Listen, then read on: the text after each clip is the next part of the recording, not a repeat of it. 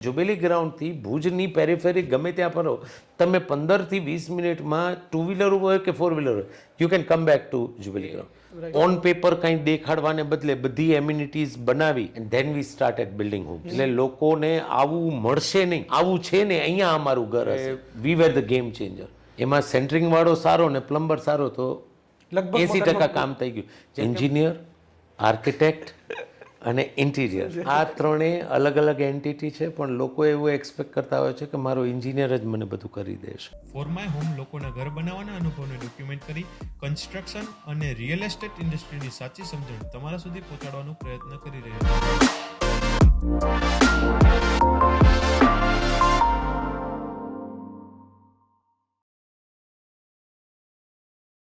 Hello, ભુજમાં અને ભુજની આસપાસ 40 ઇન્ટરવ્યૂ લેવા પછી અમને એક એવી ઓપોર્ચ્યુનિટી મળી કે જે પોતે ડેવલપર છે, આ સેક્ટર સાથે ઘણી બધી રીતે જોડાયેલા છે, અમને એમનું ઇન્ટરવ્યૂ લેવાનો મોકો મળ્યો અને પ્રોબેબલી ડેવલપર સેગમેન્ટનો પહેલો ઇન્ટરવ્યૂ છે, એટલે અમે લોકો સુપર એક્સાઇટેડ છીએ. અને એ પહેલાં જે આ સેગમેન્ટમાં છે જીતેનભાઈ ઠક્કર છે અમારી સાથે. તો હું પહેલાં રિક્વેસ્ટ એ કરીશ જીતેનભાઈને કે પ્લીઝ તમારી થોડી લોકોના કોન્ટેક્સ્ટમાં તમને સમજી શકે એટલા માટે તમારું એક શોર્ટ ઇન્ટ્રોડક્શન સાહેબ અને તમારી સ્ટોરી વિશે લોકોને જણાવો. જીતન ઠક્કર મારું નામ છે. સ્ટાર્ટેડ વિથ આઈટી ઇન્સ્ટિટ્યૂટ, એટલે ભુજમાં લગભગ જણા જીતેન સર NIIT તરીકે ઓળખતા હોય છે. 26 વર્ષ આઈટી એજ્યુકેશન સાથે કાઢ્યા. Since last 10 to 15 years real estate ફિલ્ડમાં આવ્યા. એની બી એક ઇન્ટરેસ્ટિંગ સ્ટોરી હતી કે એક ફ્રેન્ડ માટે વેબસાઇટ બનાવી હતી અને હી વોઝ નોટ હેપી કે ભાઈ તમે મને બનાવી દીધી પણ આઈ એમ નોટ ગેટિંગ સેલ્સ. જ્યારે રિયલ એસ્ટેટ મારું સબ્જેક્ટ જ નહોતો, તો મને એવું થયું કે આને ખોટું લાગ્યું છે. એટલે મેં એને કીધું ભાઈ દુકાન બનાવવાવાળો દુકાન બનાવી દે, પણ એમાં વસ્તુ કેમ વેચવી એ તો તમારો સબ્જેક્ટ છે. તો મેં કીધું મેં તને સાઇટ બનાવી દીધી, હવે એમાં સેલ્સ કેમ લાવવું એ તો તારો સબ્જેક્ટ છે. I can help you out and bet. અને પછી એની સાથે રોજ 1-1 કલાક બેસતો. એ 15-20 દિવસમાં હું રિયલ એસ્ટેટ વિશે ઘણું બધું શીખ્યો and started investments in real estate. અને ધીમે ધીમે પછી થોડુંક એવું દેખાડું કે ભાઈ સમવેર રિયલ એસ્ટેટ બિલ્ડિંગ ને રેસિડેન્શિયલ્સમાં સ્પેસિફિકલી લોકોને સારા ઘર જેન્યુન એફર્ટ સાથે આપવા જોઈએ. એ કન્સેપ્ટ સાથે I started into this business core values સાથે. અને અત્યારે કેન પ્રાઉડલી સે અપ કે ભાઈ નાના મોટા રેસિડેન્શિયલ્સ કરીને ભુજમાં લગભગ 370 મકાનો બનાવીને સોલ્ડ આઉટ કરેલા હશે ને 5-6 પ્રોજેક્ટ્સ અત્યારે ઓનગોઈંગ છે. રિયલ એસ્ટેટ અને આઈટીની સાથે સાથે સોશિયલી એક હોશ ખરી. એટલે આમ તો બીજેપી સાથે આઈટી સાથે 2010થી અત્યાર સુધી કચ્છનું આઈટી એમનું સંભાળું છું. ક્રેડાઈ ઇન્ડિયા જે છે એમની શાખા છે ક્રેડાઈ કચ્છ, જે આર્કિટેક્ટ્સ અને બિલ્ડર સાથે છે, એના બી કમિટી મેમ્બર તરીકે ઘણા વર્ષોથી અહીંયા કાર્યરત છું. જેમ રિયલ એસ્ટેટ સાથે આવ્યા તો જે નાના નાના બ્રોકર્સ છે એ લોકોના ઇશ્યુઝ પણ ખબર પડ્યા. એટલે કોવિડ પછી એ લોકોનું બી એક એસોસિએશન બનાવ્યું કે જેનું અત્યારે ચેરપર્સન તરીકે જે real estate agent brokers association છે એના ચેરપર્સન તરીકે કામ કરું છું. અને ભુજને એલાઇવ રાખવાનું, સોશિયલ મીડિયાથી દૂર લાઈવ લોકો એકબીજા સાથે મળે એના માટે we started a concept called as Raahgiri, જે આજની તારીખમાં પણ લગભગ વર્ષે 8-1 પ્રોગ્રામ મહાદેવ ગેટ અને લેક વ્યૂને ત્યાં આપતી હોય છે. તો એનામાં બી એક કોર કમિટી મેમ્બર તરીકે છું. અને એજ્યુકેશન સાથે હજી જોડાયેલો સૂર્યા વરસાણી સ્કૂલ છે, તો એનામાં જે એક પેરેન્ટ્સ કમિટી છે કે which is assisting the school how to go up, તો એના ચેરપર્સન તરીકે કામ કરું છું. એટલે તમે એક વ્યક્તિને ઘણા બધા ક્ષેત્રો સાથે જોડાયેલા જોડી દીધા છે. વેરી ઇન્ટરેસ્ટિંગ મને એ લાગ્યું રાહગીરવાળું કન્સેપ્ટ, કેમ કે અમે લોકો 4 વર્ષથી એક્ટિવલી સોશિયલ મીડિયા માર્કેટિંગ સાથે જોડાયેલા છીએ. પણ અમે ખરેખર એક્સપિરિયન્સ કર્યું છે સ્પેશિયલી નાના છોકરાઓમાં અને ઇવન બધામાં, કે કેમ કે એવરેજ જે કન્ઝપ્શન સોશિયલ મીડિયાનું બહુ વધારે છે એટલે જે આપણી સોસાયટી પર ક્યાંક એવી નેગેટિવ ઇમ્પેક્ટ આવે છે કે જે ફિઝિકલ ટચ બિહેવિયર એના જે પેટર્ન્સ છે ને ફિઝિકલ મળવાના અને બિહેવિયરના એ ધીરે ધીરે ચેન્જ થતા છે. એ સ્પેશિયલી આ એરાની અંદર રાહગીરનું મન લાગે છે બહુ મહત્વ છે કે ઇટ ઇઝ જસ્ટ લાઈક કે તમે એનાથી રોટી પણ શેકી શકો આગ જેવું છે અને તમારો હાથ પણ બળી જાય. તો how to use it A educate કરવું એ મારા ખ્યાલે વધારે મહત્વનું છે અને that is really I like that concept. Secondly સાહેબ, અમને તમારા પ્રોજેક્ટ વિશે જણાવો, એમનું લોકેશન, એમ્યુનિટી અને કઈ રીતે ડિઝાઇન થયું છે. જેમ મેં કીધું કે જ્યારે સ્ટાર્ટ કર્યું ત્યારે લગભગ 360 જેટલા મકાનો બનાવ્યા. અત્યારે ભુજમાં સેગમેન્ટ વાઇઝ જોઈએ ને તો મુન્દ્રા રોડ અને airport road, specially internal airport road ઉપર જાઓ તો રતિયાની સાઈડ કે જ્યાં અત્યારે ડેવલપમેન્ટ ખૂબ છે અને people are preferring residence in that location. અત્યારે મુન્દ્રા રોડ ઉપર લાયન્સનગર છે, ત્યાં મારી એક સાઇટ ચાલે છે દીવા હોમ્સ કરીને. રતિયામાં અક્ષર રેસિડેન્સી અને અક્ષર હિલ્સ છે, ત્યાં પણ મારી સાઇટ ઓનગોઈંગ છે. ત્યાં અમે છેલ્લા 3 વર્ષથી કામ ઓલરેડી કરીએ છીએ. અક્ષર રેસિડેન્સીનો પાયો પડ્યો ત્યારથી એમના જે ડેવલપર જે છે એમની સાથે I am sharing a bond since long. અને એ જ્યારે પહેલાં મકાન ચાલુ થયા ત્યારે we were the first of the developers, જે 3 હતા એમાંથી, કે વી સ્ટાર્ટેડ અપ ને still that journey is on. એટલે અત્યારે ત્યાં મકાનો અમે બનાવીએ છીએ. કે અક્ષર રેસિડેન્સી પહેલાં વાત કરીએ તો એવું હતું કે અત્યારે કન્સેપ્ટ થોડું એવું થઈ ગયું છે કે લોકોને થોડું travelling is okay, but packed township with all the amenities in a budget, A concept સાથે અક્ષર રેસિડેન્સી શરૂ થઈ હતી. અને દેટ વોઝ સમથિંગ કે ત્યારે ઓન પેપર કંઈ દેખાડવાને બદલે બધી એમ્યુનિટીઝ બનાવી and then we started building homes. એટલે લોકોને આવું મળશે નહીં, આવું છે ને અહીંયા અમારું ઘર હશે. તો that was something which pinched the people. અને આઈ થિંક સો કે ખોટું નહીં કહીએ કે we were the game changer. અત્યારે રતિયામાં જે બૂમ ચાલે છે એ એરિયાઝમાં, તો how a housing project should be, તો એક બેન્ચમાર્ક અક્ષર રેસિડેન્સીમાં અમે સેટ કર્યું હતું કે ભાઈ આવું હોવું જોઈએ.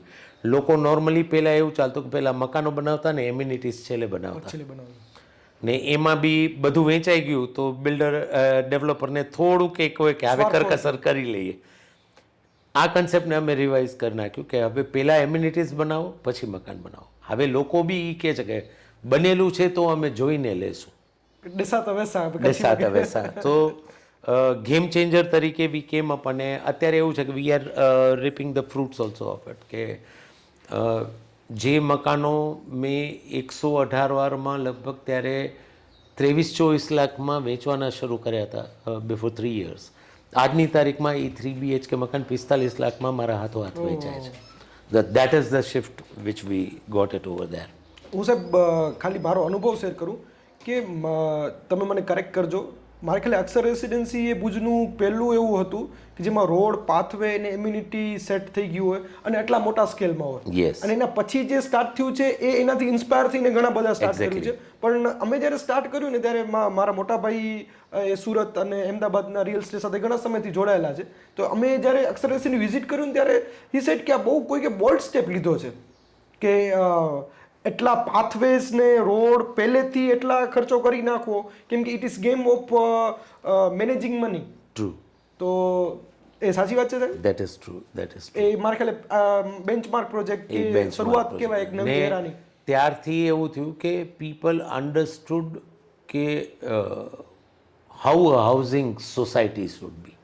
અને ત્યારથી એક લોકોના માઇન્ડસેટ ચેન્જ થયા છે કે હવે પીપલ પ્રિફર કે ભાઈ પેક ટાઉનશીપ જોઈએ, સિક્યોરિટી જોઈએ, છોકરાઓ માટે એમાં એમ્યુનિટીઝ જોઈએ, વડીલો માટે એમ્યુનિટીઝ જોઈએ, ગ્રીનરી જોઈએ. તો હવે આ બધા એવા થઈ ગયા કે this are the essential things which people are looking towards. કે ભાઈ ભુજથી થોડા દૂર જાશું 10 મિનિટ 15 મિનિટનું જ રૂટ થાય આમ જોઈએ તો 12 કિલોમીટર 10-12 કિલોમીટર. એટલે હવે જે બી ટાઉનશીપો આટલી દૂર બને છે તો એમાં એ એક બાય ડિફોલ્ટ એક્સપેક્ટેશન છે કે આ હશે તો જ ત્યાં જશો. ઓકે. અધરવાઇઝ તો સિટીમાં મળે જ છે. If I have two B in a crowd તો મને સિટીમાં મળે છે. If I am going that way તો મને એ જગા આવી જોઈએ ને આટલી બધી સ્પેસ હવે ભુજમાં એ તમને સબર્બ્સમાં નિયર એબાઉટમાં જ મળવાની છે. In proper Bhuj to get that is a tougher task. એટલે એક ઈ પેરાડિઝમ શિફ્ટ છે ને ત્યાં અત્યારે અમારી પાસે એવું છે કે બજેટમાં 25 લાખથી કરીને 45 લાખને તમે આમાં જ સેટ કરી શકો છો આજની તારીખમાં. જે મોટો બાયરનો સેગમેન્ટ છે. હા, જે મતલબ વધારે બાયરનો એક્ઝેક્ટલી. હવે જેને 25 લાખનું મકાન જોઈએ છે તોય અમે અક્ષરમાં એને 78 વારમાં આપી શકીએ છીએ. જેને 30 લાખનું બજેટ છે તો 84 વારમાં આપે. જેનું 42-45નું છે તો એને 118 વારમાં આપીએ છીએ. જેનું એનાથી એબાઉ છે ને વોન્ટ્સ અપ એઝ અ બંગલો તો અક્ષર હિલ્સ અમે બાજુમાં કર્યું જેમાં 125 યાર્ડ્સ ટુ 150 યાર્ડ્સના પ્લોટિંગ છે વેર વી આર વર્કિંગ આઉટ. તો એ એરપોર્ટ રોડ ઉપરનું એક છે. બીજું અમારું પ્રોજેક્ટ છે લાયન્સનગર મુન્દ્રા રોડ ઉપર. હવે મુન્દ્રા રોડ ઉપર અનફોર્ચ્યુનેટલી એવું છે કે જો અંદર જાઓ તો તમને આવી ટાઉનશીપ માટે જગ્યા મળે છે. બાકી ત્યારે એવું હતું કે ટિટ્સ એન્ડ બિટ્સમાં કેટર્ડ ઘણા બધા બનેલા હતા. પણ આટલા વર્ષ કામ કર્યા પછી એક અગેન ઈચ્છા હતી કે જે એવા લોકો છે કે જે પોતે ઘર નથી બનાવી શકતા, એઝ અ ડેવલપર હું ઘર બનાવું એટલે એક સરખા ઘર બનાવું, આ મારું પ્લાન છે, આ એલિવેશન છે and this is how I have to sell you up.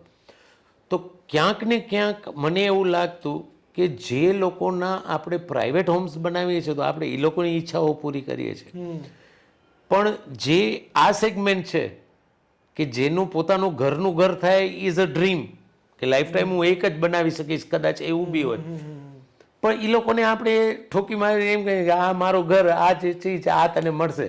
એટલે ક્યાંક સમવેર એ થોડું ઘણું કોમ્પ્રોમાઇઝ કરીને આપણી પાસે લે છે.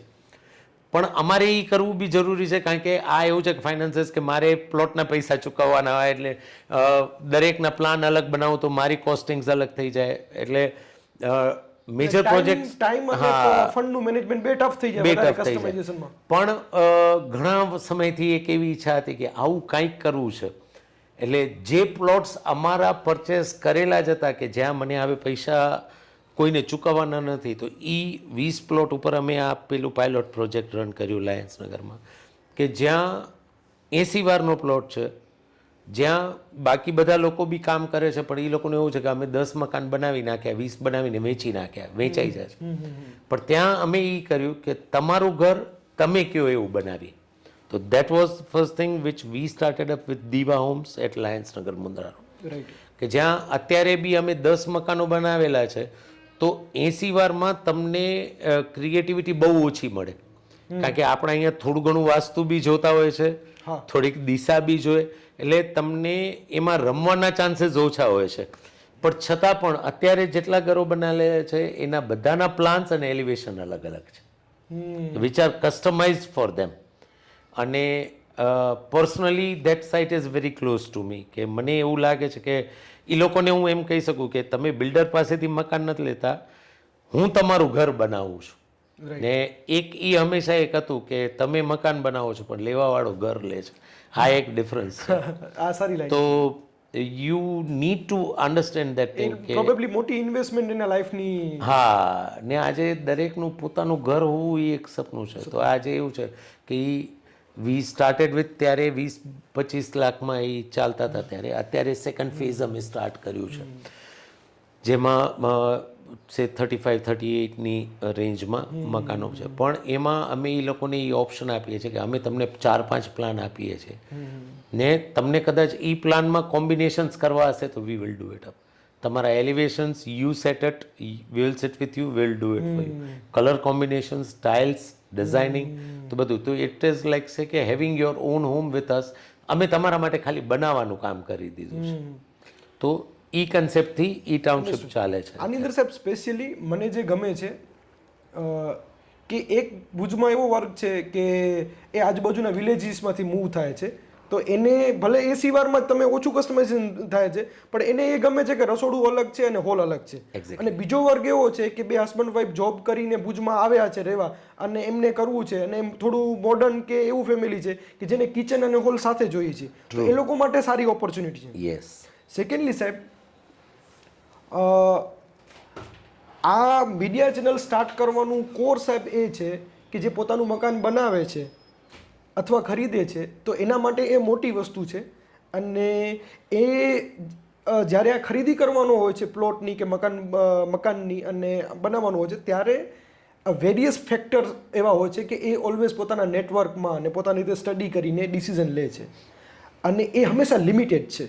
તો વી થોટ કે why don't we create something એવું પ્લેટફોર્મ બનાવી કે જ્યાં એને એ સ્ટડી કરવા માટે, રેફરન્સીસ માટે ઘણા બધા એક્સપર્ટની સલાહ મળે, અને એને એ નિર્ણય લેવામાં કોન્ફિડન્સ વધારે આવે.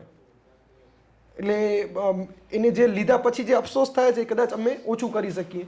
That is what our first priority. Akshar માટે સાહેબ હું તમને 2-3 ક્વેશ્ચન પૂછું. તમે કીધું કે થોડું દૂર ચાલે છે, પણ એ પર્સપેક્ટિવ હું મારી રીતે જોઉં તો મને આજે 33 યર પછી કોઈ નવું જગ્યાએ બનાવવું છે તો મને ત્યારે મજા આવશે કે હું એવા લોકો સાથે રહેવા જાઉં કે એ કા જોબમાં કે બિઝનેસમાં અત્યારે જ બિલ્ડ થયા છે. આઈ લાઈક ધ સોસાયટીનું જે એન્વાયરમેન્ટ, જે મારી જેમ અત્યારે તાજા પૈસાવાળા કદાચ ત્યાં હોય અને એને એવું એન્વાયરમેન્ટ જોઈએ છે. એટલે મને એમ લાગે છે સોસાયટીમાં લોકોને જવું એટલે ગમે છે. બાકી સાહેબ જે દૂરવાળો ક્રાઇટેરિયા છે ને એ હું એવું માનું છું એ તો છે જ એમ છે જ. પણ એ આપણા કચ્છની મેન્ટાલિટી થોડી વધુ છે. આજે ટ્રાવેલિંગ ટાઈમ ઉપર તમે ડિસ્ટન્સને બદલે ટ્રાવેલિંગ ટાઈમ ઉપર જ્યારે કન્સેપ્ટ કાઢો ને, then you understand that fact. મારા ભેગું એક ઇન્સિડન્ટ થયું હતું કે when I wrote it up, આપણે નોર્મલી કી મેપમાં લખતા હોઈએ છીએ કે એરપોર્ટથી આટલા કિલોમીટર, આનાથી આટલા કિલોમીટર, આનાથી આટલા કિલોમીટર. હું બોમ્બે ગયો હતો ત્યારે એક ભાઈએ મને કીધું, મને કે આટલા કિલોમીટર તો સારું, અડધો દિવસ તો ટ્રાવેલિંગમાં જાય. At that time that clicked in my mind કે કચ્છમાં જ્યારે તમે વાત કરો છો તો કિલોમીટર્સમાં નહીં. જો તમે બોમ્બેમાં મારે એ ચીજ ચાલ્યો તો હું એને એમ કહું કે it's just a 5 minutes drive, તો ઇટ બિકમ્સ ઇઝીયર. આપણા માટે આમ જોવા જાઓ તો તમે જુબેલી ગ્રાઉન્ડથી ભુજની પેરીફેરી ગમે ત્યાં ફરો, તમે 15 થી 20 મિનિટમાં 2 વ્હીલર હોય કે 4 વ્હીલર હોય, you can come back to Jubilee Ground. તો ડિસ્ટન્સ આમ જોવા જઈએ ને તો એ 15 મિનિટમાં હું ગમે ત્યાંથી મારા ઘરે પહોંચી શકતો હોઉં તો it's not a big distance. Right. અત્યારે એક છે કે ટ્રાવેલિંગ ટાઈમ જે ઓછું જ છે ભુજમાં હજી, કારણ કે રિંગ રોડ્સને આના લીધે. બીજું ડિસ્ટન્સ ક્યારે તમને વધુ લાગે કે જ્યારે વચ્ચેનું જે રોડ છે ને એ તમને બ્લેન્ક મળે અથવા તો અનડેવલપ્ડ મળે. હવે આ સિનેરિયો જ્યારે when we started Akshar it was a concern, but as of now if you see તો it's not a concern.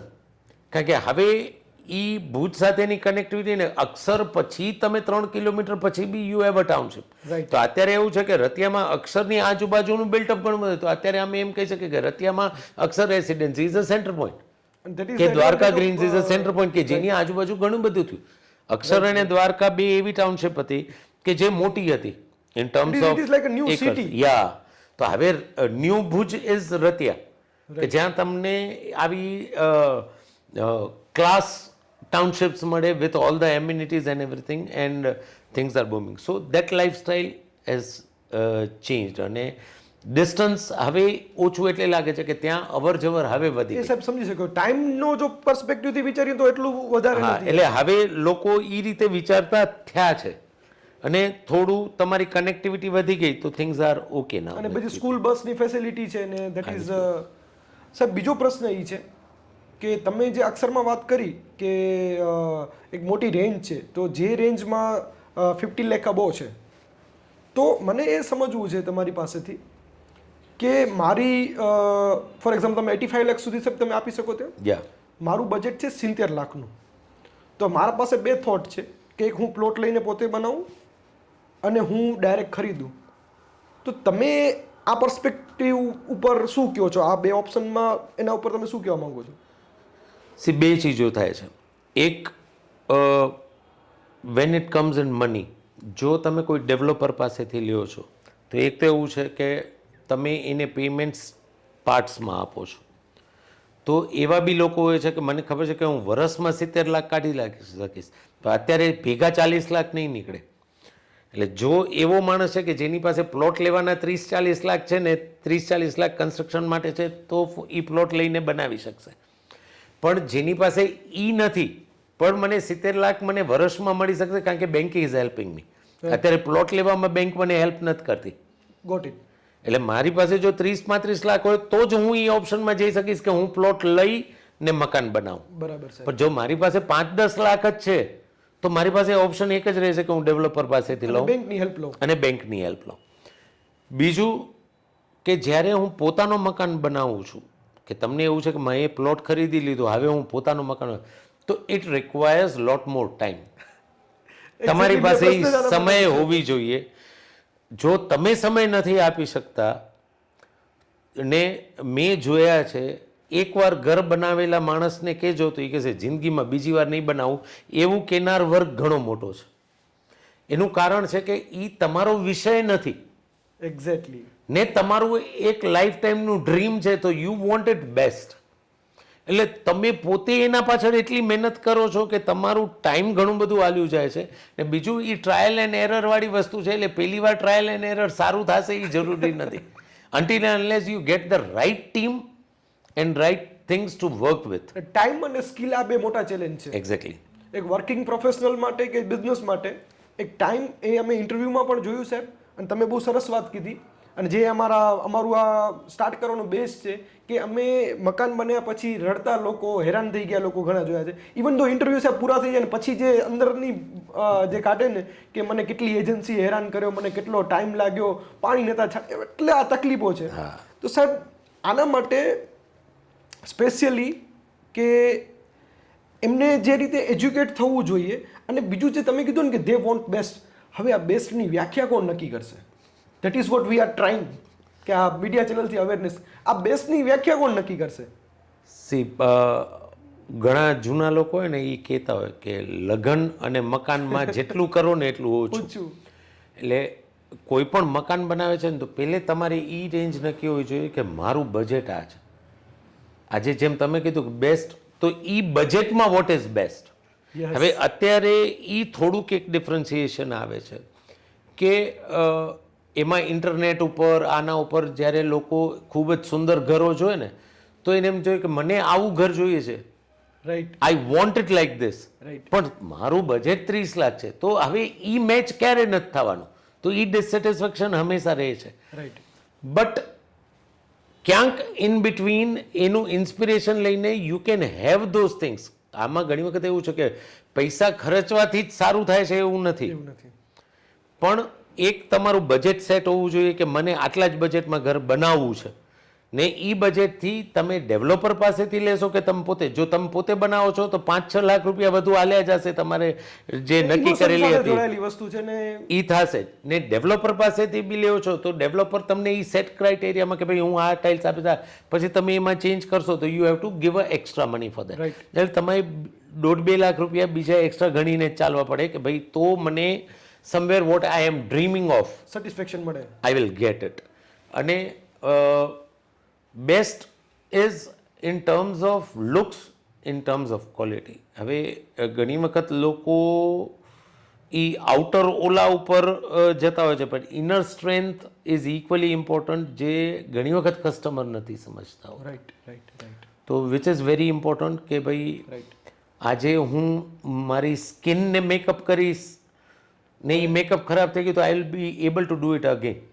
But મારા બોન્સ ને મારું જે સ્ટ્રક્ચર છે સ્કેલેટન, એ સ્કેલેટન જો બરાબર નહીં હોય તો એ લાઈફ ટાઈમની તકલીફ છે, બિગ પ્રાઇસ પે કરવું પડશે. તો આ મકાનમાં બી એવું છે કે તમે જે સ્ટ્રક્ચર બનાવો છો, તમારું સ્ટીલ સ્ટ્રક્ચર, તમારું સિમેન્ટ, તમારું પ્લાસ્ટરિંગ, આ ચીજ જો પ્રોપર નથી થઈ ને તો ઇટ્સ અ મેજર કન્સર્ન. પણ લોકો ખાલી આઉટર ફિનિશ જોતા થઈ ગયા છે. તો આનામાં કોમ્પ્રોમાઇઝ કરીને આઉટર ફિનિશમાં આઈ પર્સનલી ડિસએગ્રી. કારણ કે આઉટર ફિનિશ તો મારી પાસે પૈસા આવશે તો હું ટેક્સચર પેઇન્ટ કરાવી નાખીશ, પછી પાછળથી થશે, પણ મારું સ્ટ્રક્ચર પાછળથી ચેન્જ નથી. સાહેબ સ્પેશિયલી મને તમારા બે પ્રોજેક્ટની જે વાત કરી એના ઉપર મને તમને પૂછવું છે, જે વ્યુઅરને હેલ્પ કરે. તો નંબર 1, કે તમે આ બે સાઇટની ફ્યુચર લોકેશનનો મહત્વ તમે શું સમજો છો ને અમને સમજાવો. જ્યારે પણ રેસિડેન્શિયલ્સમાં જતા હોઈએ તો one thing which I always prefer is કે થાકીને આવ્યા પછી મને ઘરે શાંતિ જોઈએ. રાઈટ. અને બીજું કે મારી ઘરની એસેન્શિયલ ચીજો છે એ મારે સિક્યોરિટીને એ બધી બી હોવી જોઈએ અને મારે રોજબરોજની ચીજોનું એક્સેસ નજીક હોવું જોઈએ.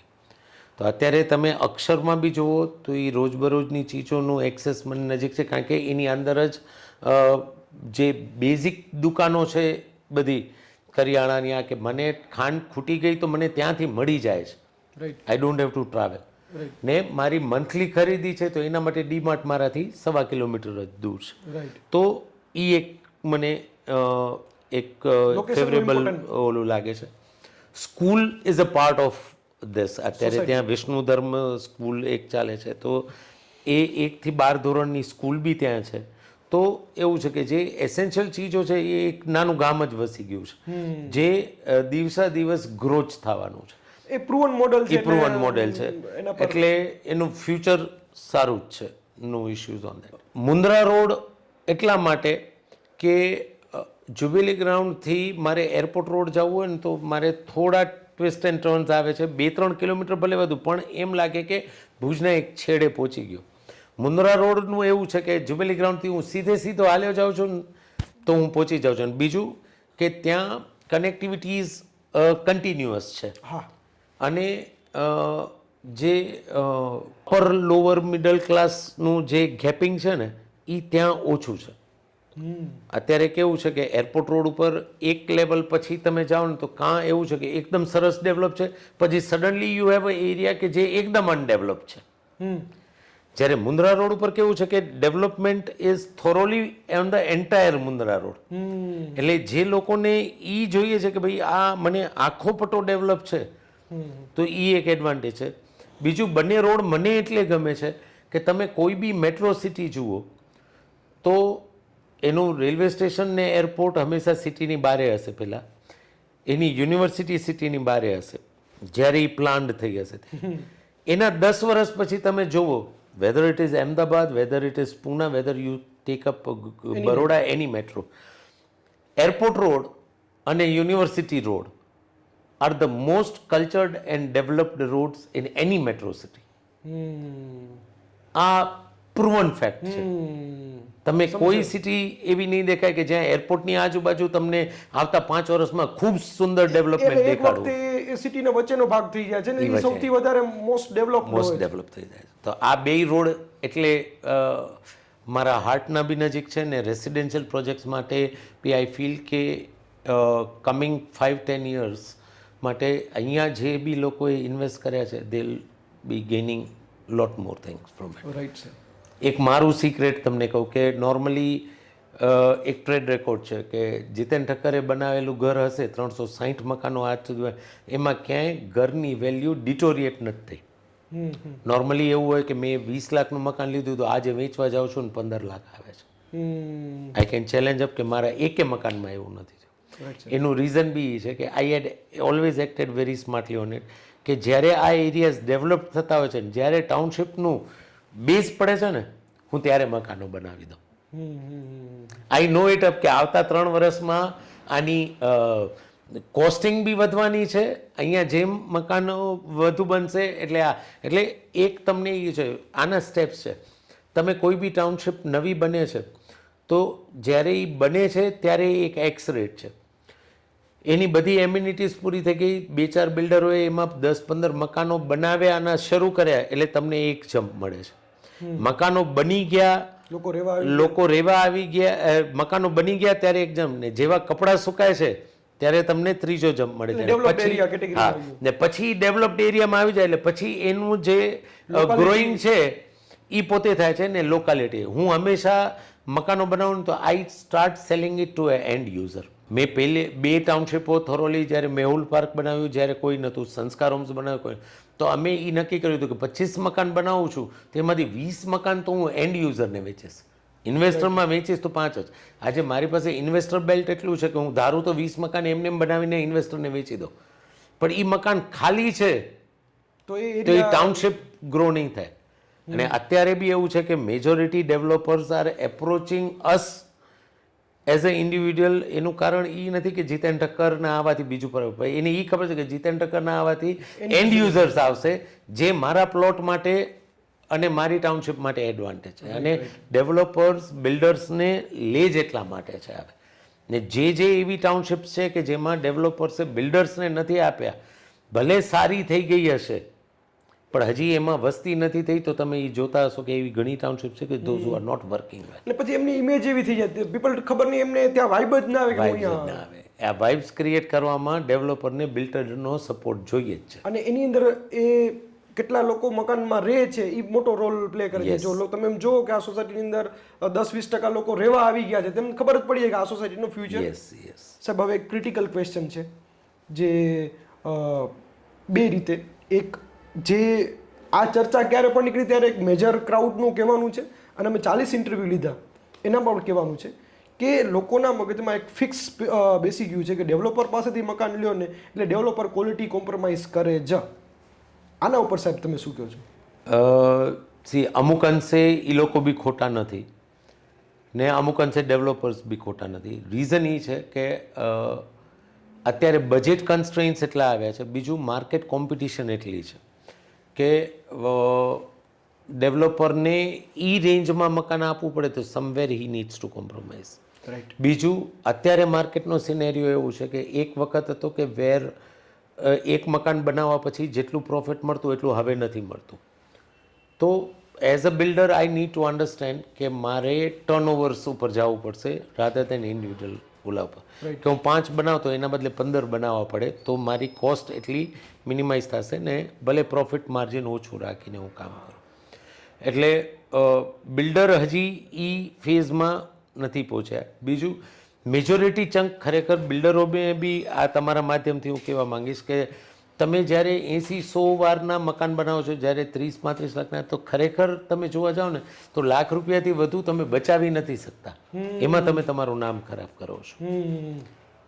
આ પ્રૂવન ફેક્ટ છે કે લાખથી વધુ હું ના બચાવી શકું, પણ એના બદલે હું એમ વિચારું કે ભાઈ એ 75,000 લાખ હું ઓછા કમાઈશ but I will earn my goodwill, જે મને રેફરલ બિઝનેસ આપે છે. પણ એ સમજણ અમુક બિલ્ડર્સમાં નથી, એ ઇશ્યુ છે. બીજું કસ્ટમર્સ માટે એક એ છે કે પ્રાઇઝના ઓલામાં તમે 20-25,000ની પેલી બચત માટે તમે સિલેક્શનમાં તમારી બી ભૂલ છે. રાઈટ. આજે તમે કોઈ પણ બિલ્ડર પાસેથી મકાન લ્યો છો તો તમારે એની હિસ્ટ્રી ચેક કરવી પડે. આજે એ ઘણા કસ્ટમર્સ નથી કરતા. Right sir. તમે એ તો જુઓ કે એ માણસે કેટલું ડિલિવર કર્યું છે, કેટલું ટાઈમલી ડિલિવર કર્યું છે. એના પ્રીવિયસ પ્રોજેક્ટ કેવા એના પ્રીવિયસ પ્રોજેક્ટ્સ ખરેખર હું તો હંમેશા એ સલાહ આપું કે તમે એના પ્રીવિયસ પ્રોજેક્ટ્સ જોવા બી જાઓ ને, ત્યાં જે લોકો રહે છે ને એના પ્રોજેક્ટમાં એના સાથે એકવાર વાત કરો, you will get the fact કે આને ક્વોલિટી બી શું આપી છે, આની આફ્ટર સેલ સર્વિસ બી મને શું મળી છે ને what I am facing up. હવે આ ચીજો આપણા કસ્ટમર નથી કરતા.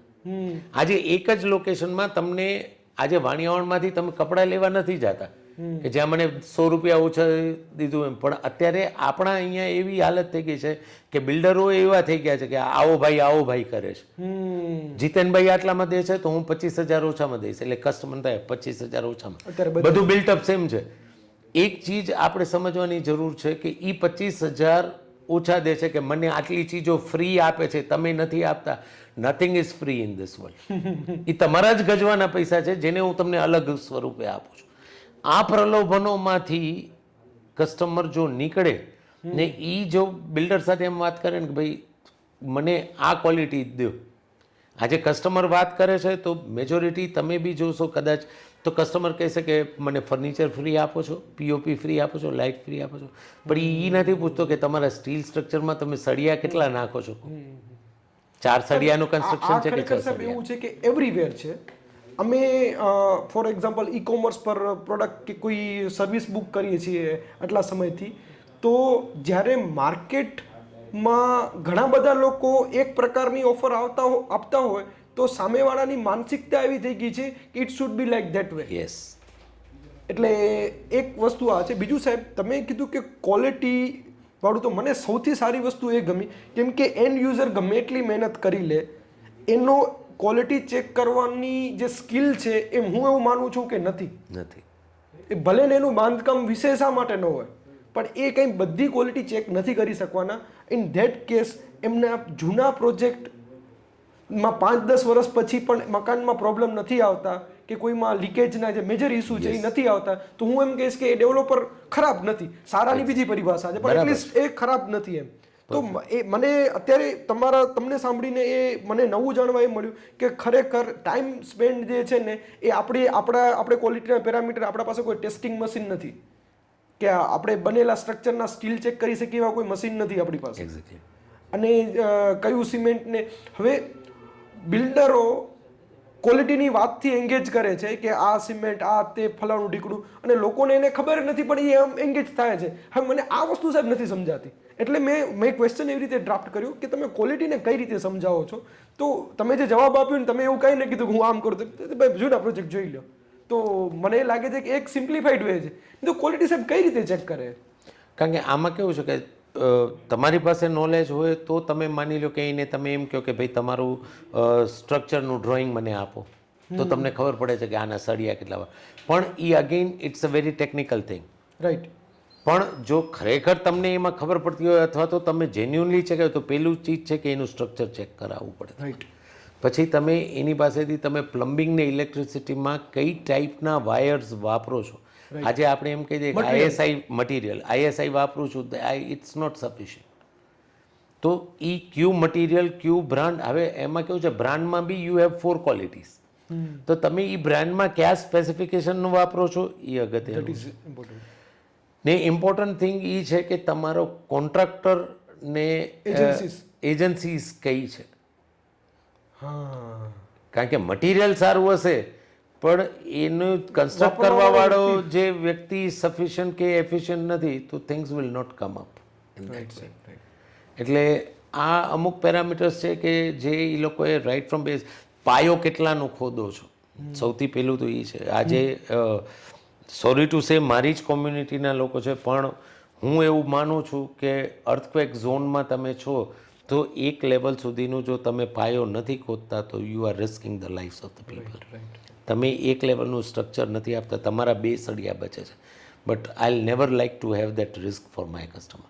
તો આ ચીજો બહુ અગત્યની છે કે તમે પાયો કેટલું ખોદો છો એ બી ચેક કરવું પડે. પાયામાં ટોળા કેટલા નખાણા છે, પાયામાં રેતી કઈ વપરાણી છે. આજે રેતી ને સિલિકાનું ડિફરન્સ લોકોને સમજવું પડે. આજે બિલ્ડર તરીકે તમે રૂપિયા બચાવવા માટે ઘણી વખત એવું છે કે સિમેન્ટ મેં રાખે છે, છતમાં એક સિમેન્ટ વાપરું છું, પ્લાસ્ટરમાં બીજી વાપરી દઉં છું, હું સિલિકા યુઝ કરું છું ને રેતી બી યુઝ કરું છું. તો આ ડિફરન્સીસ આવવાના જ છે.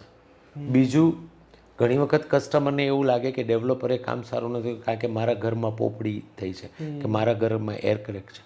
તો એ હું કહેવા માંગીશ કે એમાં ખરેખર ડેવલપરનું ઘણી વખત વાંક નથી, કારણ કે આ આપણા કચ્છની ક્લાઇમેટ છે.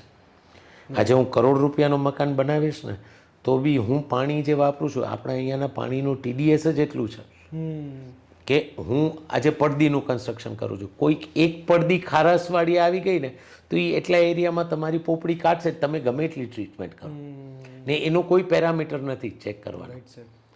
એટલે આ અમુક ચીજો એવી બી હોય છે કે જેમાં બિલ્ડર ખોટો નથી, પણ આ આપણા અહીંયાની તાસીર છે. બીજું, સવારને સાંજ વચ્ચેનું જે ટેમ્પરેચર ગેપ ડિફરન્સ છે, મટીરિયલ પર બહુ ઇફેક્ટ કરે છે. એટલે એ તમારા સિમેન્ટમાં એને સેટલિંગ ટાઈમમાં એ ઇફેક્ટ કરે. આપણે ભલે કહીએ કે 8 દિવસમાં, 8 દિવસમાં મારી સિમેન્ટ ક્યોર થાય છે, પણ ખરેખર સિમેન્ટ આખી એક સિઝન જોઈએ 12 મહિનાની, ત્યારે એકચ્યુઅલી ક્યોર થાય કે જ્યારે એ તાપે જોઈએ છે, વરસાદે જોઈએ છે, ઠંડીએ જોઈએ છે, અને ત્યારે એ સેટલ થાય છે એકચ્યુઅલમાં. ટેકનિકલ આસ્પેક્ટ સાહેબ છે ઘણા, તો આ લોકોને એ સમજવા બહુ ડિફિકલ્ટ છે. અને એને કોઈ પણ એક સારો વક્તા છે બિલ્ડર, એ વેચી જશે. એક્ઝેક્ટલી. એટલે આ ચીજો જોયું અત્યારે, જેમ કે આપણા અહીંયા તમે જુઓ તો 80% લોકો, જેમ તમે કીધું કે બારી દરવાજામાં, તો એ ફરક પડે છે. હું બજેટેડ હાઉસ બનાવવા માંગુ છું તો હું કાં પાકો લાકડો વાપરી નહીં શકું, એકદમ સુકાયેલો લાકડો વાપરીશ એવી ગેરંટી છે નહીં. એટલે જ લોકો અત્યારે એલ્યુમિનિયમ સેક્શન તરફ કારણ કે મને ઉધઈની તકલીફ નહીં, મને આ તકલીફ નહીં. અને ટેમ્પરેચર ડિફરન્સના લીધે શું થાય કે શિયાળામાં મારી બારી જામ થઈ જાય લાકડાની, કારણ કે લાકડાનું બેઝિક ગુણધર્મ જ એ છે. ને ઉનાળામાં મેં જો એને છોલાવી હોય તો ઉનાળામાં ઠઠ અવાજ કરશે. એટલે હવે આપણે એ સમજવું પડે કે ભાઈ મારે મારા જૂના ઘરમાં આ હતું તો મારે નવા ઘરમાં આવવું જોઈએ છે. તો એ કંઈક ઇફ સમથિંગ બેટર હેઝ કેમ તો you need to learn to adapt that.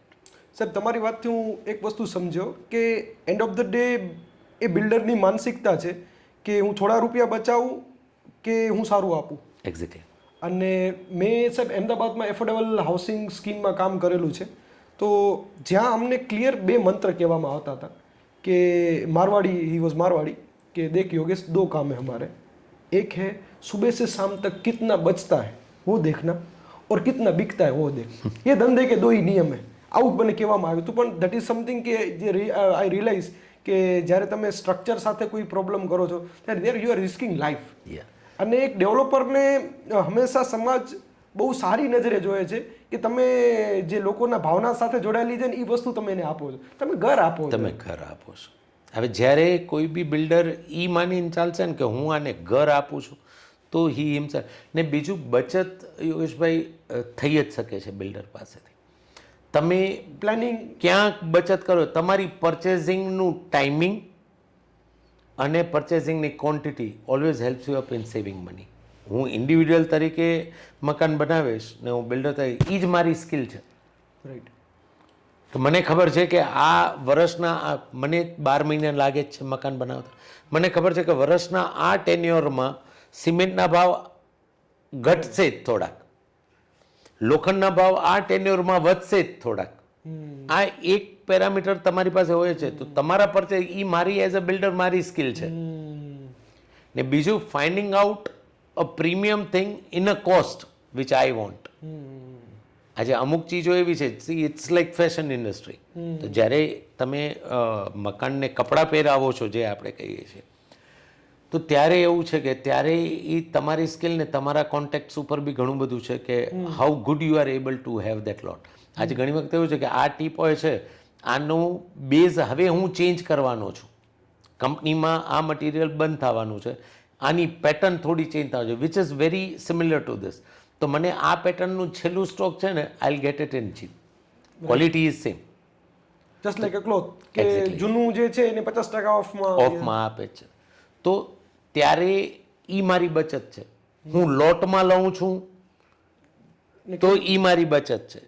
કયા સમયે પરચેઝિંગ કરું છું એ મારી બચત. તો એ બિલ્ડર જો ખરેખર કેપેબલ હશે ને તો એ બચત આવામાં કરી લેશે. અમે એવામાં કરીએ છીએ પણ અમે સ્ટ્રક્ચરમાં ક્યારે બચત નથી કરતા. અને એજન્સીની રિક્રુટમેન્ટ નોર્મલી એવું કહેવામાં આવે છે અમારી ઇન્ડસ્ટ્રીમાં કે તમે સિવિલ એન્જિનિયર હો કે ન હો, ડઝન્ટ મેક્સ અ ડિફરન્સ. જો તમારો કોન્ટ્રાક્ટર ને સેન્ટરિંગવાળો 2 સારા મળી ગયા, એમાં સેન્ટરિંગવાળો સારો ને પ્લમ્બર સારો તો 80% કામ થઈ ગયું. જેમ કેમ લગ્નમાં કહે કે મીઠાઈ સારી હોય ને તો 80% તમારું કામ પૂરું થઈ ગયું કે જમણ સારું હતું કે. એવી જ રીતે આમાં એમ છે કે જો સેન્ટરિંગવાળો તમારો પ્રોપર છે અને પ્લમ્બિંગવાળો પ્રોપર છે તો તમારા મકાનમાં 80% પ્રોબ્લેમ્સ નહીં આવે. સેન્ટિંગ વાળો છે એટલે સ્ટ્રક્ચર ને પ્રોપર લાઈન લેવલ અને શેપમાં આવી ગયું, અને પ્લમ્બિંગ વાળો જે મેજર અને બહુ ખરાબ ઇસ્યુ છે લીકેજના, એટલે આ 2 મેજર કન્સર્ન્સ છે લોકોના. તો ઈ તમે પાછા એ લોકોના કામ હિડન છે અને ઈ જો પાછળથી રિપેર કરવા જઈએ તો ઘણી મોટી કોસ્ટ છે, કાં તોડવું પડશે. સાહેબ તમારા પ્રોજેક્ટ વિશે વિશેષ સ્પેશિયલી એમ્યુનિટી ને પ્લાનિંગમાં શું ધ્યાનમાં રાખ્યું છે કે એ પાછળ રહી ગયું છે એટલે પાછળથી એડ કરી દઈશું, એના વિશે પ્લીઝ થોડું કહો. જે અમારા પ્રોજેક્ટ છે અમે લોકોએ અમુક ચીજો જોઈ કે જેમાં હું એ લોકોને કહું કે ભાઈ આટલી ચીજો અમે તમને આપશું જ. હવે એ શું કામ કે આજે હું એમને કહું કે પીઓપી કરીશ તો પીઓપીમાં લાઇટ હું આપી જ દઈશ. રીઝન ઇઝ કે આ ચીજો એવી છે કે માની લો લાઇટ નાખવા એનો ઇલેક્ટ્રિશિયન આવ્યો પછી પીઓપીનું કાણું પૂરું નથી કે એમાં હું કરવા ગયો ને ક્રેક થઈ ગઈ, સફર ન થાય તો એ ક્લાયન્ટ સફર ન થતો. અમુક ચીજો અમે જોઈ કે that you learn from my experience કે અમે લોકો બેડરૂમમાં ડ્રોઈંગ રૂમમાં ભલે નાની વસ્તુ છે પણ એ લોકોનો વાઈફાઈ અને કેબલના કનેક્શનનો વાયર કન્સીલમાંથી આપી જ દઈએ છીએ, કારણ કે મને ખબર છે કે આ એમને કરવાનું જ છે. પછી કાલે ઉઠીને તમે ઘણા ઘરોમાં જોશો કે ઘર હશે ને પછી એમાં પટ્ટી જાતી હશે ઉપરથી, રાઈટ. કારણ કે એ મારું કેબલના વાયર માટેની જગ્યા નથી પડે. આ નાની ચીજ જો તમે ક્લાયન્ટને કરીને આપો છો, અમે પણ એવું જ કર્યું છે, પટ્ટી રન કરી છે. કે નાની ચીજો તમે ક્લાયન્ટને આપો છો ને તો that adds a value for him. પછી કિચન છે તો મોડ્યુલર કિચન, મારા ઘણા પાર્ટનર્સ બી કહેતા હોય મને કે આ બહુ જફાવાળું કામ છે, નહીં કર. પણ મને એવું છે કે એ કરીને દો, કારણ કે તમે જ્યારે એને ખાલી પેડલો આપી દો છો પછી એને નીચે કરવાવાળો જો એનો માણસ બરાબર નહીં હોય તો ત્યાંથી લીકેજ સ્ટાર્ટ થાય છે. અને પેલું કામ એને એ જ કરવાનું છે અમે ઘરમાં જઈને. હા, પછી પાણીની સબમર્સિબલ તો હું એ લોકોને કહું કે હું નાખીને જ દઉં છું તમને, કારણ કે એ ઝીણા કામ માટે એ માણસને બોલાવશે, એના 2-5 હજાર ખર્ચાશે, એના કરતાં હું એને એ પાઇપિંગ પહેલેથી કરી દઉં. દેટ ઇઝ એડેડ બધું. સોલારની ફેસિલિટી, ઇન્વર્ટર વાયરિંગ, આ બધી ચીજો એવી છે કે જે આજની તો કાલે એ કરવાનો છે. તો એના પ્રોવિઝન્સ તમે એને અત્યારથી આપી દો તો એને પછી ઘરમાં ઓલું ના કરવું પડે. હું તો એ લોકોને એટલે સુધી પૂછી લઉં કે એસી ક્યાંય જગ્યાએ નાખવાના છો ત્યાં એક પાઇપ નાખી જ દો, પછી નહીંતર એસી વાળો આવીને એ મારી દિવાલ તોડે છે, પછી એનું હું ફિનિશિંગ કરું, કાં પાછળથી બાકોરો દેખાય છે, કારણ કે એના ઉપર મેં ખાલી એસીનું ઓલું નાખી દીધું પણ પાછળ તો એ હોલ રહી ગયું, પછી ત્યાંથી લીકેજના ઇસ્યુ હતા. તો આવી ઝીણી ઝીણી ચીજો પ્લાનિંગમાં જો બિલ્ડર પહેલેથી લે ને તો ઘર લેવાવાળાને ઘણી બધી સગવડ પડી જાય. તમારી વાતથી હું એવું સમજુ છું, તમે જે એમ્યુનિટીની મેં તમને વાત કરી ને, તમે મને એવી એમ્યુનિટી કીધી જે બેસિક છે, પણ ક્યાંક તમારું ઇન્ક્લાઇન એ બાજુ છે કે વેચવા માટે કંઈ મને સારું દેખાડવું નથી, પણ મને મારા અનુભવ ઉપરથી જે લાગ્યું છે જેમાં એન્ડ યુઝરને ફાયદો થાય અને મકાનના સ્ટ્રક્ચરને નુકસાન ન થાય, તમે એવી એમ્યુનિટીની જ વાત કરો છો. બાકી ટાઉનશીપની એમ્યુનિટીઝ, લોકો ઘર લેતી વખતે 2 ચીજો હંમેશા જોવી જ પડે કે ભાઈ આજે બેઝિક ચીજ છે કે રોડ, રસ્તા, ગટર, પાણી. હવે આ ચીજો વિશે ક્વેશ્ચન પૂછવાવાળા લોકો બી ઓછા છે. તમને ખબર હોવી જોઈએ કે તમે ઘર લ્યો છો ત્યાં પાણીની 24/7 આવે છે, પણ ક્યુ પાણી આવે છે, નગરપાલિકાનું આવે છે કે બોરનું આવે છે. બોરનું આવે છે તો તમે TDS ચેક કરાવવા જોઈએ કે પીવા લાયક છે કે નહીં. ઇલેક્ટ્રિસિટીનું સપ્લાય મને ક્યાંથી આવે છે, અનઇન્ટરપ્ટેડ છે કે નહીં, રોડ અહીંયા બનેલા છે કે નહીં. હવે આજે ઘણી એવી ટાઉનશીપો છે કે જ્યાં આજની તારીખમાં રોડ નથી બનેલા, કારણ કે બિલ્ડરે એમ કહીને વેચી દીધું છે કે નગરપાલિકાનો રોડ પાસ થઈ ગયો છે, બની જશે, કે 5 વર્ષથી હજી રોડ નથી બન્યો. આજે પરિસ્થિતિ એવી છે કે ને પછી જ્યારે રોડ બને, બીજું મકાન લેતી વખતે હંમેશા એ બી જોવું પડે કે મારું મકાન કેટલી હાઈટ ઉપર છે, પાણીનો ભરાવો કે ન થાય. બિલ્ડર આજે અમુક ટાઉનશીપ્સ તમે ફરશો તો તમે જોશો કે રોડ નથી બને, જ્યારે રોડ બને છે ને તો રોડથી 2 પગથિયા ઉતરીને મારા કમ્પાઉન્ડમાં જાવ છો ત્યારે આઈધર વે એ પોતાની રીતે મકાન બનાવવાના હોય કે લેવાનો, આ બધી વસ્તુ એમને બહુ જ ધ્યાન રાખવી પડે. તમે સર જે 2 લોકેશનની તમારા ડેવલપમેન્ટ કરંટ સાઇટની વાત કરી, તો એ બંનેમાં તમારા પાસે સાહેબ કેટલા યુનિટ છે અને એનામાંથી કેટલા સોલ્ડ આઉટ છે અને કેટલા બુક થવાના બાકી છે?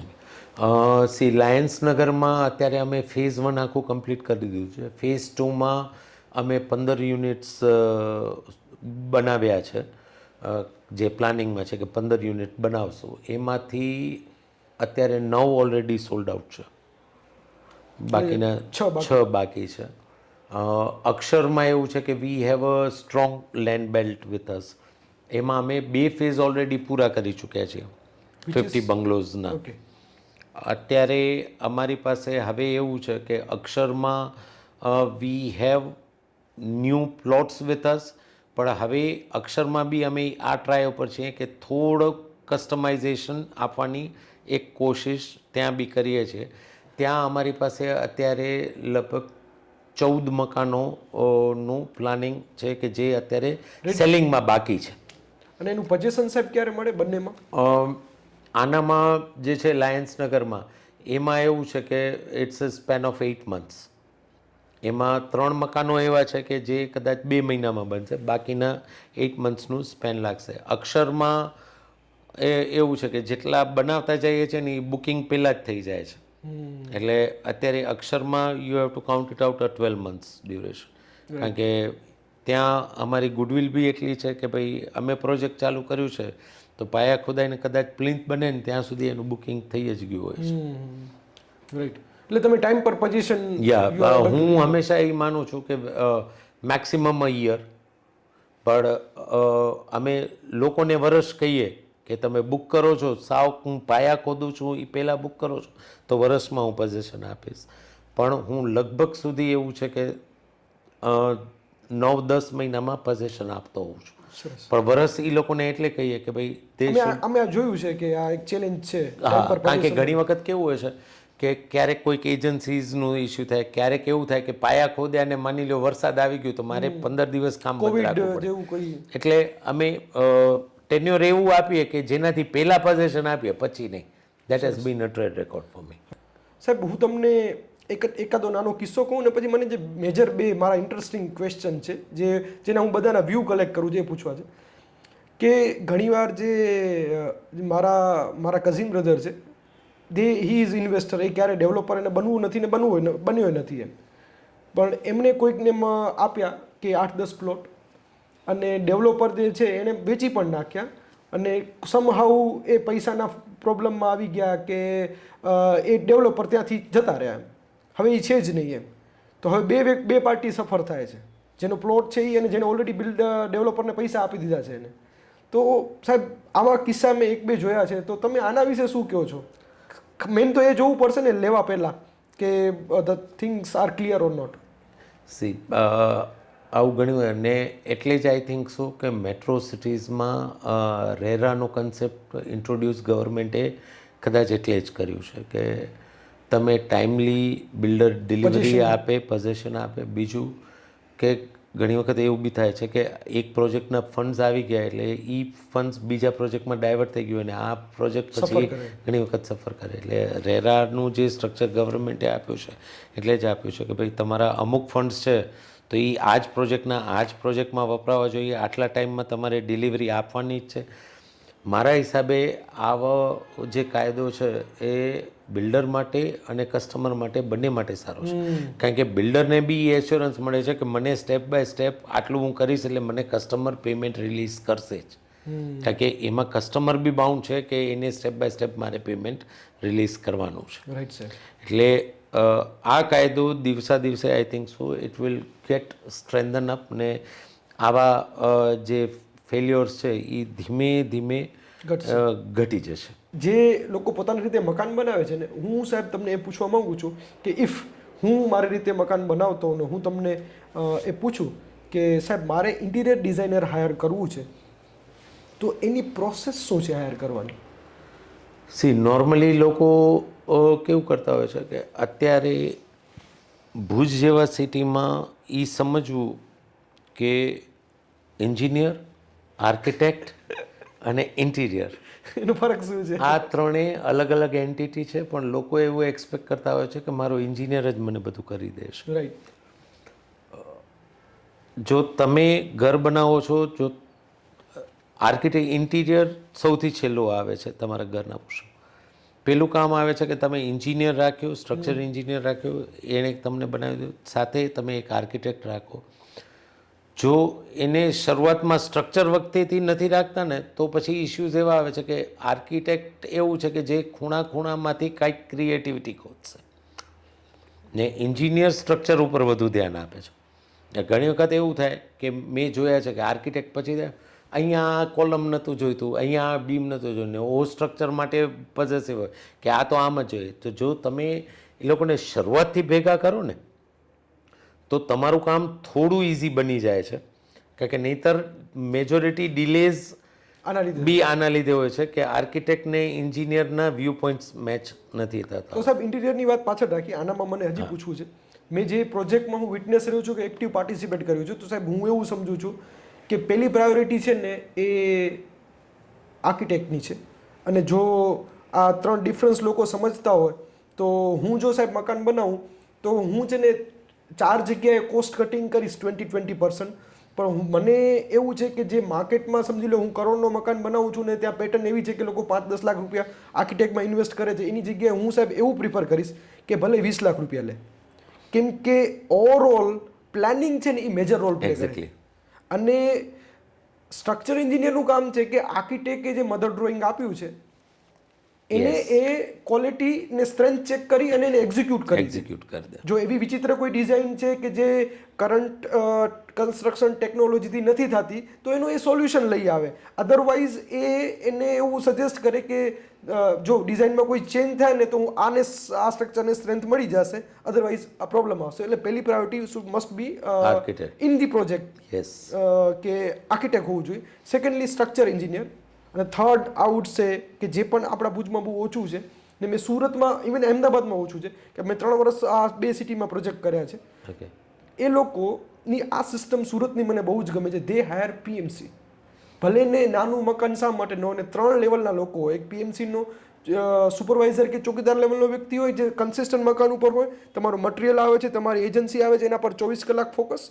બીજું છે સિનિયર લેવલ જે વીકલી કે પ્રોબેબલી વિઝિટ કરે, અને ત્રીજું લેવલ છે કે મંથલી વિઝિટ કરે જે કોસ્ટ અને ક્વોલિટી ઉપર એમને પકડી રાખે. બરાબર છે. તો એમને જે 1.5-2 લાખ કે જે એમની ફીઝ આપવાની છે તે એન્ડ ઓફ ધ પ્રોજેક્ટ એ પૂરું કરી આપે છે. અને આપણા ભુજમાં આ રોલ ઇન્ટિરિયર પ્લે કરે છે, બધા રોલ. ધીસ ઇઝ એક સારું પોઈન્ટ છે. કદાચ જો આ વાત પણ લોકોને સમજાઈ જાય તો મને લાગે છે કે એ સારું કામ કરી શકશે. અત્યારે છે ને છેલ્લા 3-4 વર્ષમાં તમે એક્સપિરિયન્સ કર્યું જશે કે ઇન્ટિરિયર હાયર કરવાની લોકોની ટેન્ડન્સી ખૂબ વધી ગઈ છે. અને આ કેસમાં આ ક્વેશ્ચન એટલા માટે મારા માટે મહત્વનું છે કે તમે ઇન્ટિરિયર હાયર કઈ રીતે કરો. સી, ઇન્ટિરિયર હાયર કરવામાં એક તો પહેલું તમને શું જોઈએ છે ને તમારા ઘરમાં એ જોવું પડે. હા, અત્યારે C in terms of theme of my house, કારણ કે દરેકનું પોતાની એક થીમ હોય છે કે ભાઈ મારે કઈ ટાઈપની કલર થીમ્સ જોઈએ છે, કઈ ટાઈપની કલ્ચરલ થીમ જોઈએ છે, ને મારું કમ્ફર્ટ ઝોન હું ક્યાં કઈ રીતના ઓલામાં જોઉં છું એ પ્રમાણે એ થીમ ઉપર જેની એક્સપર્ટીઝ હોય એવા માણસને ઇન્ટિરિયર તરીકે તમારે સિલેક્ટ કરવો પડે. સાહેબ, એ ખબર કેમ પડે કે એ થીમ પર એની એક્સપર્ટીઝ છે? હવે એમાં તમે એ ઇન્ટિરિયરના પ્રોજેક્ટ્સ તમારે જોવા પડે. અત્યારે જેમ કે હું એક પ્રોજેક્ટ બનાવું છું કે જેમાં મારે રૂરલનું કામ કરવાનું છે, કે એક વીકેન્ડ વિલાનો પ્રોજેક્ટ છે ધારાસરમાં, તો હું રૂરલ કન્સેપ્ટમાં આપણું કચ્છ. તો I started hunting for a architect અને ઇન્ટિરિયર કે જે લોકોએ આપણા, હા, અને જેમ કે અહીંયા છે તો હુનર શાળા સાથે કામ કરેલા છે. તો અત્યારે મેં ઇન્ટિરિયર તરીકે બી એવો છોકરો લીધો કે જે હુનર શાળા સાથે એનો 3-4 વર્ષનો એક્સપિરિયન્સ. તો તમારે એ જોવું પડે કે એના જે પ્રોજેક્ટ્સમાં એ ટાઈપના એને પ્રોજેક્ટ્સ કરેલા હોય તો એવા પ્રોજેક્ટના એને લેવું જોઈએ. બીજું, અત્યારે એવું થયું છે કે આપણે ફોટોઝ જોઈને કહીએ કે મને આવું ઇન્ટિરિયર કરી દો, કે ફલાણાના ઘરે આવું છે. ઇન્ટિરિયર મારા હિસાબે એવું છે કે તમારી જે લાઈફસ્ટાઈલ છે, વે ઓફ લિવિંગ છે, અને તમે જે રિચ્યુઅલ્સ કે કલ્ચર તમારા ઘરમાં જે એડોપ્ટ થયેલું છે એ પ્રમાણે તમારું ઇન્ટિરિયર એને સેટ થવું છે. રાઈટ. અને બીજું, તમે એ ઘર ક્યાં બનાવ્યું છે એ ઇન્ટિરિયરને આ બે નોલેજ હોવા જોઈએ. અને એ તમારું કલ્ચર અને તમારું ક્લાઇમેટ, એ ઇન્ટિરિયર સમજવું. હા, કારણ કે મટીરિયલ જે એ યુઝ કરે છે, right, that is very important. સાહેબ, હું આનામાં એક વાત કહું. સાહેબ, તમને છે ને આ ફિલ્ડનો અનુભવ છે એટલે તમે બહુ સરળતાથી એવું કહી શકો કે ઇન્ટિરિયર ડિઝાઇનર હાયર કરવા પહેલાં તમને તમારા કન્સેપ્ટથી ક્લિયર હો અને તમે ચેક કરો કે આ ઇન્ટિરિયર ડિઝાઇનરે આવા પ્રોજેક્ટ કર્યા છે કે નહીં. પણ સાહેબ, એક ફેક્ટ એ છે કે તમને જે આ નોલેજ છે ને એ નોલેજ લોકોને નથી હોતું, અને તમારો આ અનુભવ છે એટલે તમને જે શું જોઈએ છે ને એ ક્લેરિટી તમે મેળવી શકો છો, લોકો નથી મેળવી શકતા. હું તમને એક પ્રોસેસ કહું, તમે રિવ્યૂ કરજો કે આ પ્રોસેસમાં ઇન્ટિરિયર ડિઝાઇનર હાયર કરીને તો શું થાય.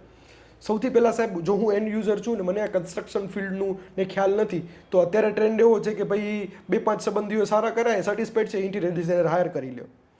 પણ હું સાહેબ એવું સજેસ્ટ કરવા માંગુ છું, જે હું સમજ્યો છું પ્રોજેક્ટ કરીને, સૌથી પહેલાં હું એવું કરીશ કે મને એક ક્લિયરલી ખબર છે કે મને ખરેખર શું જોઈએ ને મને ક્લારિટી નથી. ઇન ધેટ કેસ જે મને રેફરન્સીસ નેટવર્કથી કે મળે છે અથવા હું રિસર્ચ કરું છું, હું એવું કરું છું કે એની અંદર બહારના ઇન્ટિરિયર પણ એક્સપ્લોર કરવા જોઈએ. એ લોકોને હું જેન્ટલ રિક્વેસ્ટ કરીશ કે સર, આ મારું મકાન છે, આ મારા પ્રેફરન્સ છે અને આ મારું ક્લારિટી લેવલ છે. બરાબર છે. તમે સજેસ્ટ કરો, મને પ્રપોઝ પ્લાન આપો, આલ પે મની, હું એ જે હશે હું પે કરીશ. કેમ કે અગેન આ ડિસિઝન પાછું ફેમિલી ડિસિઝન છે જ્યારે હું ઇન્ડિવિજ્યુઅલ મકાન બનાવું છું ત્યારે એનામાં મારા પેરેન્ટ્સ, મારા કિડ્સ, મારા વાઇફ બધા લોકો ઇન્વોલ્વ છે. એક્ઝેક્ટલી. અને એ ઘરનું કલ્ચર કેવું છે that I have to sit with them, અને કે ખરેખર અમે ઉપયોગ કેવું કરીએ છીએ. કેમ કે બહુ સારી વસ્તુ અમારા માટે સારી વસ્તુ ન હોઈ શકે, અમારું કલ્ચર નથી એ, ઉદાહરણ તરીકે. તો હું 4 થી 5 જે ટોપ મને લાગતા હશે, આઈ પે મની ડેમો આપવા માટે, જે જનરલી પ્રોજેક્ટ્સમાં થતું હોય છે. કે અમને રાજસ્થાનમાં આઈઆઈટી બિલ્ડ થયું તો એમાં મારા મિત્રનું ડિઝાઇન અપ્રૂવ થયું હતું. હી વોઝ વેરી જુનિયર, કે એને આ પ્રોજેક્ટ એટલા મળે પણ નહીં, પણ એને પ્રપોઝ ડિઝાઇન અને જે ક્લાયન્ટના ઇનપુટ હતા એને જે સમજીને જે સોલ્યુશન આપ્યું હતું ઇન ટર્મ્સ ઓફ આર્કિટેક્ચર કે interior, they like the project. તો મને છે ને ખરેખર એ ખબર પડશે કે 4-5 જણા જે મને કેટલું સમજવા માંગે છે, મને કેટલું સોલ્યુશન દેવા માંગે. It is a game of not art, it is game of solution. Yes. કે એ કેટલો સારો આર્ટિસ્ટ છે, કેટલા સારા હોટલ જેવા મકાન બને, that is not the thing. કે એમને કોઈને ગમતા હશે ને એને બનાવ્યા, પણ મને મારી રિક્વાયરમેન્ટ સમજીને શું સોલ્યુશન આપે છે ને એ સમજવા માટે મારા પાસે અત્યારે કોઈ સ્કિલ નથી, તો મને 3-4 કમ્પેર કરવા પડશે. તમે બહુ સાચી વાત કીધી. સી આ કરવાથી એવું થાય ઘણી વખત, જેમ તમે કીધું કે મારી ક્લેરિટી નથી, પણ જ્યારે તમે 3-4 જણાને મળો છો ને તો તમે બી ઘણા ક્લિયર થઈ જાઓ છો. રાઈટ. કે એ શું સજેસ્ટ કરે છે, એ સજેસ્ટ કરે છે, એના ઉપરથી તમને બી ક્લેરિટી વધી જાય છે. યુ ઓલ્સો ગેટ આઈડિયાઝ કે ના આમાં આ this can be a more betterment. બીજું, અત્યારે using AI there are lot many tools કે જેમાં આર્કિટેક્ટ 3D mockups ઇન્ટિરિયર્સ છે. તમને mockups through you can easily see how એનું વિઝન કેવું છે તમારા પ્રોબ્લેમ કે તમારા રિક્વાયરમેન્ટને લઈને એ કેવું વિઝન ક્રિએટ કરે છે. એટલે એ ઘણું સરળ પડે. પણ લોકોને એવું છે કે જે તમે કહો છો ને એ નથી કરતા આ લોકો. જો આ કરો ને તમે, કે તમે ટોપના 2-4 લોકોને સિલેક્ટ કરી એમની સાથે સિટિંગ્સ કરો, ભલે તમને પે કરવું પડે છે એ સિટિંગ્સ માટે, એ 3-4 જણા સાથે બેઠા પછી તમે એમાંથી સિલેક્ટ કરો. હા, પ્રપોઝ ડિઝાઇનના એટલા બધા નથી ને. You should be very clear with them કે ભાઈ સાહેબ હું આ બેસું છું, મને if I will be satisfied and my family is satisfied, we will carry on. Otherwise અમને સમજાય એવું ને, તમે સારા હોઈ શકો પણ ઘણી વાર અમને સમજાય, અમને આ સમજાય છે. તો એ પ્રપોઝ માટે તમે એ લોકો સાથે 1 કે 2 સિટિંગ કરો તો હવે ઇન્ટિરિયર્સ બી સમજી ગયા છે કે ભાઈ આવું હોય છે, અને they will give you options. ને ઘણી વખત એમાંથી you can churn out the best for you, and sometimes the combination also works out. ને મેઇન ચીજ તો એવી થાય છે કે તમે ક્લિયર થઈ જાઓ છો. Right right. કે એનું કામ છે ક્લિયર કરવાનું, કે ભાઈ એને ખબર નથી, એને મકાન બનાવવાનો અનુભવ છે, આને ઇન્ટિરિયર હાયર કરવાનો અનુભવ નથી, એ ક્લિયર થવા દે. બીજું સાહેબ તમે જે વાત કરીને કે જેમ ડેવલપરમાં કેમ ક્વોલિટી વાળું છે, એમ સેમ ઇન્ટિરિયર ડિઝાઇનર્સ મારા મિત્રો છે એમને મળું છું તો ક્લાયન્ટ માનતા નથી, અને ક્લાયન્ટ એવું કહે છે કે અમને પુશ કરે છે આવું જ બનાવો. તો ધેટ ઇઝ વોટ કે તમે જ્યારે સંબંધ કરો, કેમ 2 સારા વ્યક્તિ પણ એક સારો મેરેજ લાઈફ ન જીવી શકે. એક્ઝેક્ટલી. તમે જ્યારે સિલેક્ટ કર્યું ને ત્યારે કંઈક ઇસ્યુ છે. આ મોટી પ્રોબ્લેમ છે સાહેબ. સેમ પેજ ઉપર નથી હોતા. રાઈટ. મેઇન ચીજ છે કે તમારા થોટ, તમારું ક્લેરિટી ને ઇન્ટિરિયરની ક્લેરિટી, જે બેયની થોટ પર જ્યાં સુધી તમે સેમ પેજ ઉપર નથી આવતા ત્યાં સુધી આ ગ્રીવિયન્સીસ રહેવાના જ છે. ને એ સેમ પેજ ઉપર આવવા માટે તમારે ઇનિશિયલી જ you need to sit with the client, and client needs to do 3 to 4 sittings with the interior before confirming. જ્યારે એને બંનેને એમ લાગે કે હવે અમે સેમ પેજ ઉપર છીએ, ત્યારે જો આગળ વધો ને તો લેવલ ઓફ સેટિસ્ફેક્શન. અને આમાં સાહેબ એવું નથી કે you are selecting architect, even આર્કિટેક્ટને પણ ચાન્સ મળે કે મને એક ટોક્સિક વ્યક્તિ સાથે કામ કરવું છે કે નહીં, કે એક પ્રોજેક્ટ કરવા જઈશ આ મારું ટાઈમ લઈ લેશે અને મને સેટિસ્ફેક્શન નહીં મળે મારા કામમાં. ઇન્ટિરિયર કે આર્કિટેક્ટને પણ એક ચાન્સ છે કે આ ક્લાયન્ટ મારે લેવું કે ન લેવું. સી ઘણી વખત એવું હોય છે કે જે out of the box thinking કરવાવાળો ક્લાયન્ટ હોય છે, તો sometimes interior or architect may take it as a challenge કે ચાલો આના ભેગું હું એ કંઈક એક્સપ્લોર કરીશ, કે હું તો રૂટીન આ કરું જ છું પણ ચાલો હવે આ એક નવું ફ્લેવર મને મળશે. Right right right. ને કોઈક બહુ બિઝી હોય ને આ બહુ હોય તો એને એમ થાય કે ભાઈ this will kill more of my time, તો it is better I avoid this. તો that is good for both the parties. Sir તમે ઘણા બિઝનેસમાં છો, હું છેલ્લા 12 વર્ષથી અલગ અલગ બિઝનેસ એક્સપ્લોર કરે.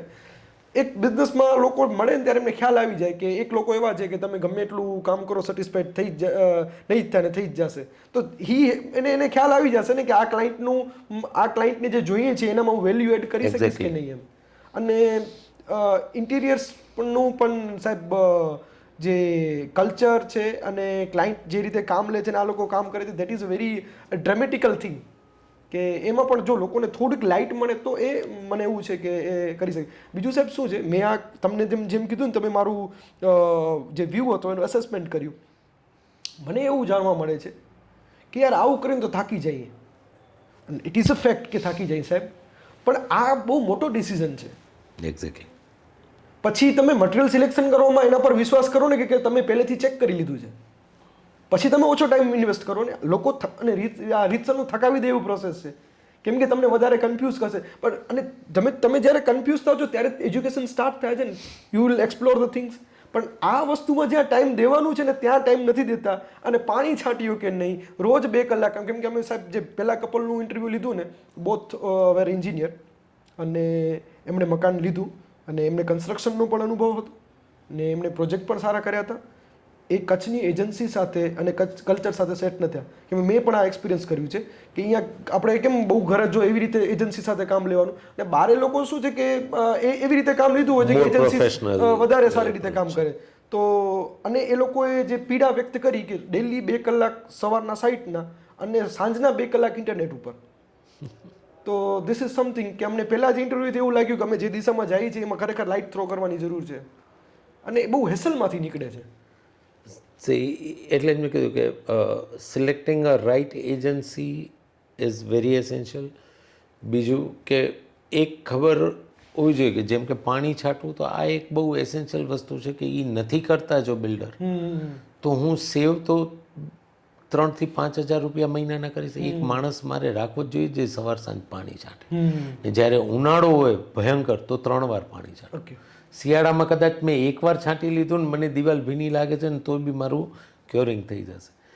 ને એવી બી જરૂરી છે કે હું વધુ પાણી છાંટું છું એટલે સ્ટ્રેન્થ મળે છે એ બી નથી. તમે જો બહુ પાણી, ઘણી વખત એવું બી બને છે કે તમે પાણી છાંટ્યું વળી ક્લાયન્ટને એમ થાય ઓ હું એ પાણી, તો ઘણી વખત આપણા અહીંયાના પાણીના TDS એટલા છે ને કે ઘણી વખત તમે અમુક મકાનો જોશો ને તો એના ઉપર વ્હાઇટ છાર થઈ જશે. એ ક્ષાર લાગે છે ને તો એ એક્સેસિવ પાણી એને પીવડાવ્યું છે એના લીધે લાગે છે. હવે એ ક્ષાર લાગ્યું ને એટલે એ તમારા કલરને, એમાં એક તો એ ખારાશ બેસશે, પ્લાસ્ટરમાં ખારાશ બેસશે, કલર કરતી વખતે એની ઇમ્પેક્ટ દેખાશે. એટલે આ બધી ચીજો એવી છે કે it is very essential to understand કે એવરીથિંગ હેઝ ધેર ઇક્વેશન, કે આ પ્રમાણમાં આટલા દિવસ આ થવું જોઈએ. હવે એ સિસ્ટમ બિલ્ડરે બી ફોલો કરવી પડે ને એ સિસ્ટમ કસ્ટમરે બી સમજવી જોઈએ કે ભાઈ આ આમ જ થાય. સાહેબ બેસિકલી ક્લોઝિંગ જો પૂરું કરીએ તો તમે જે આ વસ્તુ કીધી ને કે એક અવેરનેસની વાત કરી બિલ્ડર માટે અને ક્લાયન્ટ માટે બંને માટે, તો ફોરમા હોમ મીડિયા જે અમે બિલ્ડ કરવાનો પ્રયત્ન કરીએ છીએ એ આવી જ વસ્તુઓને અમે મેક્સિમમ આવી વસ્તુઓ કવર કરી શકીએ કે જે પ્રોફેશનલ લોકોને પણ સર્વે તરીકે ખ્યાલ આવે અને લોકોને એજ્યુકેટ કરે. તો તમને આ કન્સેપ્ટ અને આ એફર્ટ છે એના વિશે તમારું શું કહેવાનું થાય છે ફોરમા હોમ વિશે? ફોરમાય હોમ તમારા મેં 1-2 ઇન્ટરવ્યૂઝ જોયા હતા એન્ડ ત્યારે મને એવું થયું કે what this guys are doing. ત્યારે મેં તમને તમારા લગભગ પછી 10-15 interviews I went through and જે વિઝનથી તમે આ કામ કરો છો એમાં આઈ સે કે it is a blessing four the people who are really liking to make there home, કે તમે એમની લાઈફને ઘણી ઇઝી કરશો. કારણ કે બધાના અનુભવો, જે ઘર બનાવે છે પોતે એના અનુભવો, જેને બિલ્ડર પાસેથી ઘર લીધા છે એના અનુભવ, હવે અમારા જેવા બિલ્ડર્સના બી અનુભવ, તો એ વાતચીતોમાંથી આ ઇન્ટરવ્યૂઝમાંથી મારી પીડામાંથી બી તમે ઘણી વખત ઘણી શીખતા હો કે વોટ નોટ ટુ ડુ. આજે આઈ એમ સીઈંગ ઇટ કે તમારું જે આ કન્સેપ્ટ છે which is also which is highlighting both the things. What to do and what not to do. ને વોટ નોટ ટુ ડુ જે એમ્ફેસાઇઝ છે ને એનાથી લોકોની લાઈફ ઇઝી બનશે in terms of making their homes. કે એક પ્રોસેસ એ લોકોને બી ખબર પડશે, એ પ્રોસેસમાં પણ ક્યાં શું ગ્લિચેસ આવે છે ઓર what are the alarming things, અથવા તો આમાં શું ધ્યાન રાખવા જોઈએ પેરામીટર્સ. તો આ ચીજો જે તમારા ભાથામાં તમે અત્યારે ભેગું કરો છો ને, તો that would be a gold mine for the people. And I wish you all the best. I was really touched with કે ખરેખર એક હોલ હાર્ટેડ એફર્ટ છે તમારી કે you people are trying to do something for the betterment of the people who are making the dream homes. કારણ કે લોકો માટે ઘર હોવું ને એ ઘર શબ્દ જ એક અલગ અનુભૂતિ આપે છે, અને એને લગતા કન્સર્ન્સને તમે વાચા આપો છો તો દેટ ઇઝ બ્રિલિયન્ટ. અને whenever you feel like I will be happy to give my expertise whenever needed. Great સાહેબ. અને all the best. Thank you so much sir.